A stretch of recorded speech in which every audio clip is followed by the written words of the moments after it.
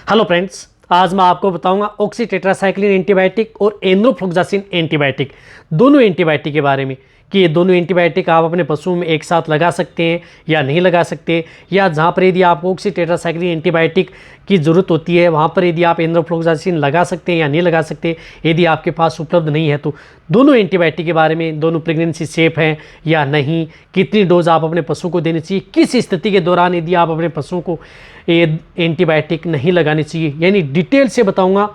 और वीडियो लंबी भी होगी तो वीडियो को स्किप करके मत देखना, वीडियो को पूरी देखना। यदि आप वीडियो पूरी देख लेंगे तो आज आप ऑक्सीटेट्रासाइक्लिन और एंड्रोफ्लोक्सासिन एंटीबायोटिक दोनों में बहुत ऐसे जो नए वेटरनरी स्टूडेंट हैं वो कंफ्यूज रहते हैं कि हम क्या करें, कौन सी एंटीबायोटिक ज़्यादा बेटर रहती है। यदि इस तरह के केस यदि हमें देखने को मिले तो पूरी डिटेल से बताया जाएगा। देखो, सबसे पहले तो मैं बताना चाहता हूं कि ऑक्सीटेट्रासाइक्लिन और एंड्रोफ्लोक्सासिन एंटीबायोटिक दोनों ही एंटीबायोटिक होती हैं, वह ब्रॉड स्पेक्ट्रम एंटीबायोटिक होती हैं, यानी gram positive and gram negative दोनों बैक्टीरियों पर ये काम करती हैं, दोनों को ही किल करने का बैक्टीरियोसिडल का काम करती हैं ताकि आपके पशु में बनने वाले जो बैक्टीरिया हैं उनको एकदम किल कर सकें। रही बात, दोनों ही एंटीबायोटिक दोनों कुछ तरह के रोगों में काम करती हैं। यदि आपके पशु में जिस प्रकार से मेस्टाइटिस हो गया है तो दोनों ही एंटीबायोटिक का प्रयोग आप अपने पशु में करवा सकते हैं। थैलेला रोग के अंतर्गत चाहे एक्यूट स्टेज में मेस्टाइटिस हो या क्रोनिक स्टेज हो, किसी भी तरह का मेस्टाइटिस हो, क्योंकि इस तरह की दोनों ही एंटीबायोटिक होती हैं वो किंग ऑफ ऑल एंटीबायोटिक्स, यानी जितनी भी एंटीबायोटिक होती हैं उनकी एक राजा होती हैं ये। तो आप मेस्टाइटिस में प्रयोग करवा सकते हैं। मेट्राइटिस यदि आपके पशु में बन चुका है, गर्भाशय में सूजन है, पायोमेट्रा है, गर्भाशय में मवाद आ जाती है, तो उसके अंदर भी आप उस एंटीबायोटिक का प्रयोग करा सकते हैं। एंड्रोफ्लोक्सासिन का भी करवा सकते हैं और ऑक्सीटेट्रासाइक्लिन एंटीबायोटिक का भी आप प्रयोग अपने पशु में करवा सकते हैं। दोनों का ही अच्छा रिजल्ट है। इसी तरह यदि आपके पशु में जैसे जुखाम हो गई है, बुखार हो गई है, सर्दी यदि आपके पशुओं को लग गई है तो उस स्थिति के दौरान भी दोनों ही एंटीबायोटिक का प्रयोग अपने पशु में करवा सकते हैं। कहने का मतलब ये नहीं कि दोनों तरह की एंटीबायोटिक का प्रयोग करा सकते हैं, ये नहीं है कि आप दोनों ही एंटीबायोटिक एक साथ प्रयोग करें, वो मैं आपको आगे बताऊंगा। इसी तरह से यदि आपके पशु में जिस प्रकार से सांस से संबंधित किसी भी तरह की यदि आपके पशु में दिक्कत हो जाती है, यानी रेस्पिरेटरी ट्रैक्ट इन्फेक्शन हो जिसके अंतर्गत निमोनिया हो, पशुओं को सांस लेने में दिक्कत आती है, सांस में घर घर की आवाज़ आती है, जिस प्रकार से चाहे छोटे बछड़े हो, गाय भैंस हो, भेड़ बकरी हो, किसी भी तरह का पशु हो, यदि उसमें इस तरह की यदि दिक्कत यदि आपको देखने को मिलती है सांस से संबंधित, तो भी दोनों तरह की एंटीबायोटिक का प्रयोग अपने पशुओं में करवा सकते हैं। बहुत ही अच्छा रिजल्ट आपके पशु में देखने को मिलता है। इसी तरह से यदि आपके पशु में जिस प्रकार से डायरिया हो गया है, डायरिया कर रहा है यदि आपका पशु, तो दोनों तरह की एंटीबायोटिक का प्रयोग बैक्टीरियल जो डायरिया हो गया है तो करवा सकते हैं। दोनों का ही अच्छा रिजल्ट आपके पशु में देखने को मिलता है। इसी तरह से यदि आपके पशु में कहीं पर लग गई है, चोट लगी है, घाव हो गया है, तो भी एंटीबायोटिक का प्रयोग करवा सकते हैं। देखो, कहने का मतलब है कि जो ये दोनों एंटीबायोटिक हैं, ऑक्सीटेट्रासाइक्लिन एंटीबायोटिक और एंड्रोफ्लोक्सासिन एंटीबायोटिक, दोनों का ही प्रयोग यदि आप करवा सकते हैं। यदि एक और बताना चाहता हूं कि ऑक्सीटेट्रासाइक्लिन और एंड्रोफ्लोक्सासिन एंटीबायोटिक दोनों एंटीबायोटिक कभी भी आप अपने पशुओं को एक साथ न लगाएं। एक साथ कहने का मतलब है ऐसा नहीं है कि आप एक को गर्दन में लगा रहे हैं और एक को पुट्ठों में लगा रहे हैं, यानी दोनों को लगाए ही नहीं एक साथ। एक ही एंटीबायोटिक का प्रयोग अपने पशुओं में यदि ये डिजीज, इस तरह की डिजीज बीमारियां यदि आपको देखने को मिलती हैं तो एक ही एंटीबायोटिक का प्रयोग करें। कोई सी भी एंटीबायोटिक हो आपके पास, चाहे आपके पास एंड्रोफ्लोक्सासिन एंटीबायोटिक हो, चाहे आपके पास ऑक्सीटेट्रासाइक्लिन एंटीबायोटिक हो, दोनों में से एक ही एंटीबायोटिक का यदि आप अपने पशु में प्रयोग कराएं। रही बात, जितनी भी जो ब्रॉड स्पेक्ट्रम एंटीबायोटिक होती हैं तो उन्हें दोनों एंटीबायोटिक, यदि दो ब्रॉड स्पेक्ट्रम एंटीबायोटिक हैं तो उनका प्रयोग आप अपने पशु में एक साथ न करें। इससे क्या है कि आपके पशु में बहुत ही ज़्यादा प्रभाव पड़ता है किडनी पर, लीवर पर, और बहुत ज़्यादा नुकसान आपके पशु में उठाना भी पड़ सकता है। तो ब्रॉड स्पेक्ट्रम एंटीबायोटिक जितनी भी होती हैं और कौन कौन से ऐसी ब्रॉड स्पेक्ट्रम एंटीबायोटिक हैं उनके बारे में भी आपको आने वाले समय में एक डिटेल सी वीडियो लेकर के मैं आऊँगा। इसी तरह से इनके साथ आप पेनिसिलिन ग्रुप की एंटीबायोटिक का प्रयोग अपने पशु में करा सकते हैं, क्योंकि पेनिसिलिन ग्रुप की जो एंटीबायोटिक होती है वो ग्राम पॉजिटिव बैक्टीरिया पर काम करती है। जिस तरह से यदि आपने 2 एंटीबायोटिक यदि कहीं इस तरह की दिक्कत हो जाती है पशुओं में, तो यदि आप लगवाना चाहते हैं तो आप उन्हें पेनिसिलिन ग्रुप की एंटीबायोटिक, जिस प्रकार से फोर्टिफाइड प्रोकेन पेनिसिलिन, स्ट्रेप्टोपेनिसिलिन, इस तरह की एंटीबायोटिक का प्रयोग अपने पशुओं में करवा सकते हैं।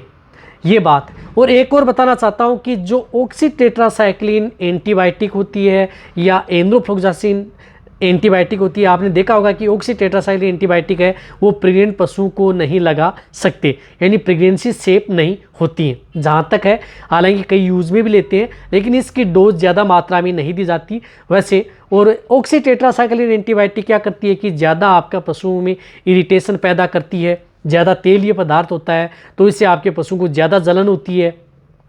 यदि आपके जैसे छोटे भेड़ बकरियों को यदि आप लगाते हैं तो बहुत ही ज़्यादा जलन होती है, बड़ों को भी जलन होती है। तो और एंड्रोफ्लोक्सासिन से जलन नहीं होती है, जितनी उनसे ही उतनी नहीं आपके पशु में होती है। यदि आप इसी तरह से यदि आप जिस तरह से प्रेग्नेंट पशु हैं तो दोनों ही एंटीबायोटिक हैं, वैसे यदि माने तो दोनों एंटीबायोटिक प्रेगनेंसी सेफ नहीं होती हैं वैसे।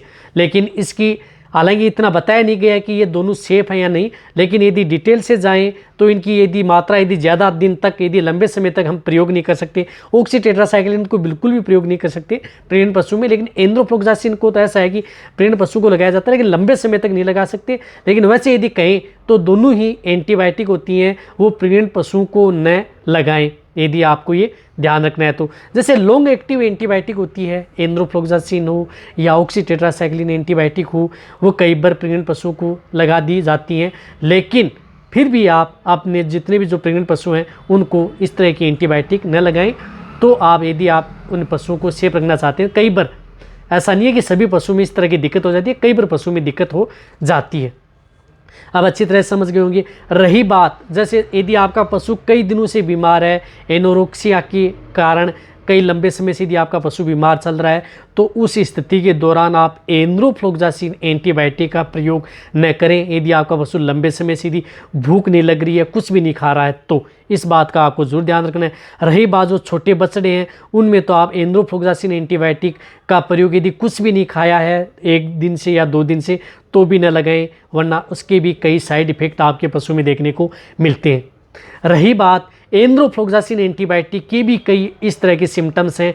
यदि आप अपने प्रेग्नेंट पशु को, ये देखा है कि यदि प्रेग्नेंट पशु को यदि एंड्रोफ्लोक्सासिन एंटीबायोटिक लगा दी जाती है, तो वह पशु के अंतर्गत उसमें कैल्शियम डेफिशिएंसी, हाइपोकैल्शियमिया में भी चला जाता है। तो कैल्शियम डेफिशिएंसी भी हो जाती है, आपका पशु बैठ जाता है। डाउन काउ सिंड्रोम की स्थिति भी कई पशु में देखने को मिली है, जिनमें यदि एंड्रोफ्लोक्सासिन प्रेग्नेंट पशु को लगा दिया है तो उसकी वजह से बाद में बहुत ज़्यादा दिक्कत देखने को मिलती है।